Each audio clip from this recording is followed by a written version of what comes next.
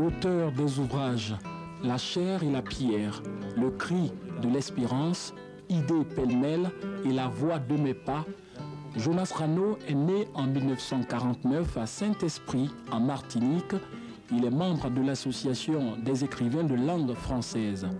De passage en Côte d'Ivoire dans le cadre de la promotion de ses œuvres littéraires, il a bien voulu se confier à la presse.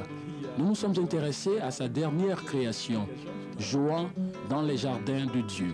Il faut dire que l'écrivain est beaucoup influencé par le spirituel dans ses écrits.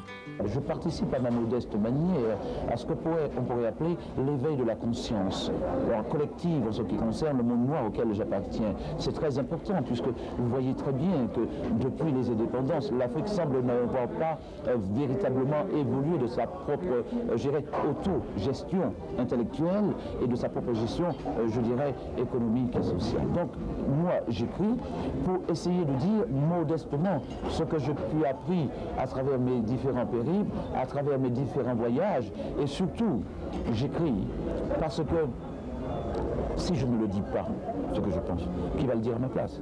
Si l'ensemble du monde noir, qui a la possibilité, enfin des écrivains, des intellectuels du monde noir, qui ont la possibilité, donc je dirais simplement de s'unir, une main lave l'autre, on a tendance à dire aux Antilles, ne cherche pas à s'unir pour pouvoir donc, je dirais, sensibiliser les différentes consciences qui participent donc de la conscience collective nègre, pour pouvoir faire un bond en avant, mais c'est qu'ils se sont simplement des pseudo-intellectuels. Jonas Rano est optimiste de nature, un état d'esprit qu'il cultive au quotidien dans les actes qu'il pose, dans ses réflexions et surtout dans l'écriture, sa raison d'être. C'est peut-être un espoir qui trouve son fondement dans la définition qu'il se fait de l'amour. J'ai choisi Christ parce que Christ est amour.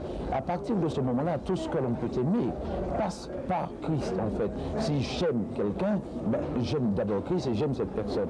Mais là, le fait simplement qu'on aime quelque chose, un être, une image, une pensée, quelque chose comme cela, participe donc d'une élévation spirituelle. Et c'est en fait le but de l'amour, toujours chercher à s'élever le plus humblement possible en donnant, sans demander en retour. Jonas Rano, il faut le souligner, est également directeur de publication des magazines internationaux Racines et Couleurs.